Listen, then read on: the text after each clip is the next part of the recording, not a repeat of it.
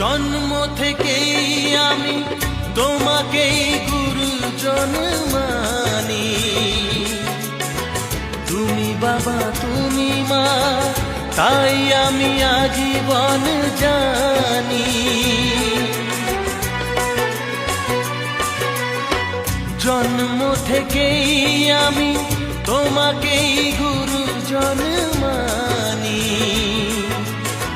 তুমি বাবা তুমি মা, তাই আমি আজীবন জানি।